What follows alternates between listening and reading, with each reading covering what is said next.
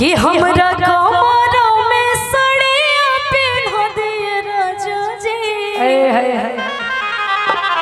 बाप रे बाप, आई जरा जोरदार ताली बजा दीजिए इनके लिए। अच्छा सुनिए, देखिए जितना सुंदर है उतना ही सुंदर बोलती भी। क्या नाम हुआ आपका? तनुराज। थोड़ा ठीक से बताइए। दिल पे राज। मेरा नाम है तनुराज। और तन्नू कोई लड़का का नाम है जिनके दिल पर राज करते हैं क्या? एक जोरदार ताली बजा दीजिए तन्नू राज के लिए। और देखिए अरे थोड़ा आगे आइए ना, जुल्फ से चेहरा को थोड़ा आगे, हाँ इधर आइए। कहते हैं आपका जुल्फ देखकर चेहरा पे चांद कब तक ग्रहण में रहे, थोड़ा जुल्फे हटा दीजिए। क्या नाम हुआ आपका? आहा हा हा, सोनम। तन्नू राज और सोनम आपके बीच है। हेलो। अच्छा आपका तन्नू नाम है, इनका तन्नू, इनका सोनम। सोनम जी के लिए दो लाइन कहेंगे कि तू कागज के फूल के छू देबू तो गुलाब हो जाए। तू कागज के फूल के छू देबू तो गुलाब हो जाए। करे जा तू पानी में अंगुरी बोर देबू तो शराब हो जाए। तहार रुपये ऐसा बाई करे जा बुढ़वा तो बुढ़का ना इनका रुपये ऐसा बाई करे जा जवन का बुढ़वा के नियत खराब हो जाएगा। अच्छा यही लाइन आपके लिए भी बोल देते हैं कि तू कागज के फूल छू देबू तो गुलाब हो जाए। तू पानी में अंगुरी बोर देबू तो शराब हो जाए। तहार रुपये में ऐसा बाई करे जा जवन का बुढ़वा के नियत खराब हो जाए, है ना? इसलिए कह रहे सुनिए कि हम तो तोरे जैसा नहीं देखे ऐसा,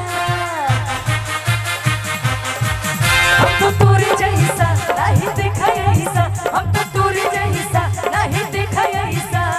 देहिया में तोहरा गजब फुर्ती और कि बड़ा जलीदार बतुहार कुर्ती, बड़ा जलीदार बतुहार कुर्ती, बड़ा जलीदार बतुहार कुर्ती।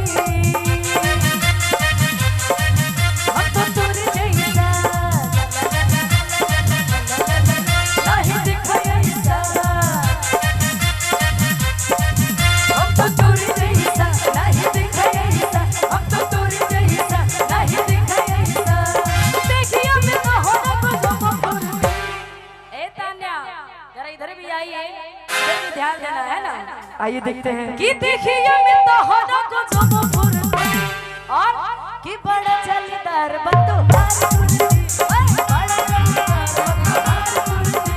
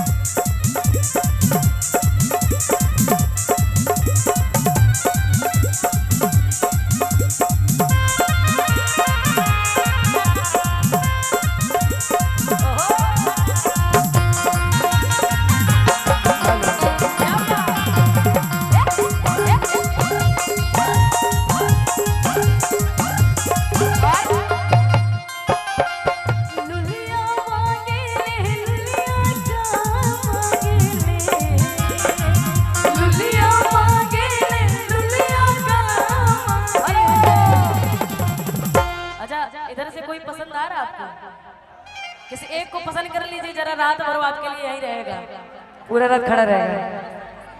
सब पसंद है। ओए ए देखो इस सबको रख लेगी, बताइए। अच्छा पहले ये आपको बता कोई पसंद है? नीतू जी पहले ये बताइए इधर से कोई कि आप किनको कह रहे हैं? किसी एक को कह रहे हैं कि सबको कह रहे हैं? मैं एक को बोली, लेकिन इनको सारे लोग पसंद है, बताइए भाई सब क्या कर रही हो? इतने लोग को कैसे लेके खिलाइए पिलाइए? इतना लोग तो खिचड़ी बना देगा। चटनी बना।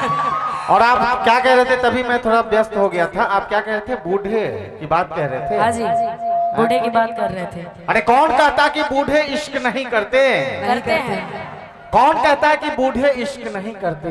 अरे इश्क तो वो भी करते हैं, लेकिन लोग उन पे शक नहीं करते। क्या सही बात है ना? हाँ। अच्छा, कहते हैं कि आपके तरफ से बोल देते हैं कि ये जो लड़कियों का लंबे लंबे बाल होते हैं, कि ये लड़कियों का जो लंबे लंबे बाल होते हैं, ये लड़के पटाने की चाल होते हैं। और ना जाने कितनी ये लड़कियां कितने लड़कों का होठ चूसी है, तभी इनका होठ लाल होते हैं। ये बात तो सही है। अरे लड़की भी तो प्यार को सीरियस लेती है। हाँ, अच्छा। लड़की भी तो प्यार को सीरियस नहीं लेती है। लेती है। और 100 में से 80 तो धोखा देती है। लड़के भी धोखा देते हैं। अच्छा अपने अरे लोगों को धोखा हम लोग एप्पल का मोबाइल जो है 4-4 ठो इनके प्यार में फोड़ सकते हैं क्या? अच्छा ये कहेंगे कि लुलिया मांगे ले, लुलिया का मांगे ले,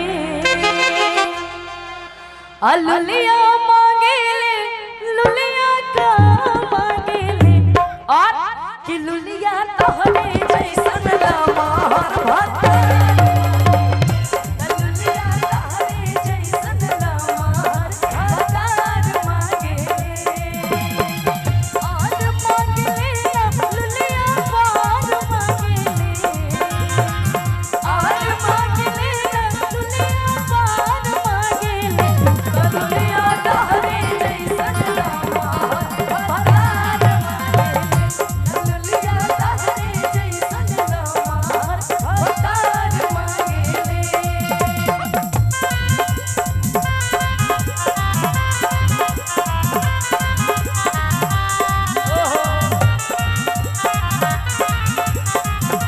क्या बात है?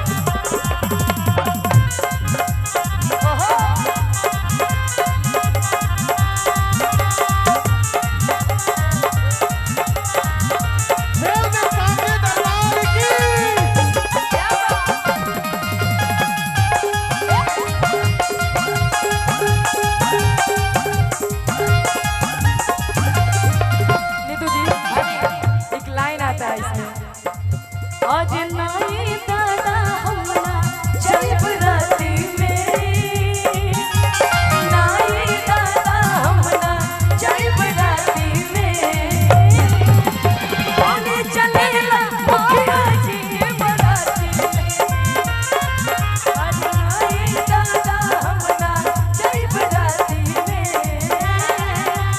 कौन चलेला आगरी हम जाती में।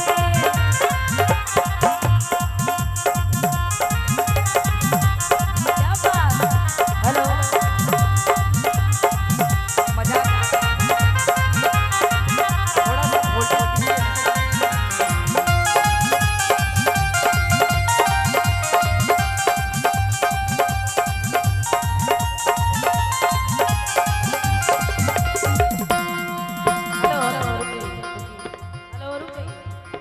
रुकिए पूरा। हेलो, जरा माइक अच्छे से सेट कर दीजिए ना भैया, एक ही बार, बार बार कभी कम कभी बेस। आप खड़े होकर उसको छेड़छाड़ कर रहे हैं, इसीलिए। और सुनिए आगे में बहुत जगह खाली है। काली मंदिर के पास जितना सारा लड़का है, आप लोग इधर आ जाइए। देखिए हेलो, वहाँ माँ हेलो, बहनों को हेलो, स्थान हेलो। दीजिए।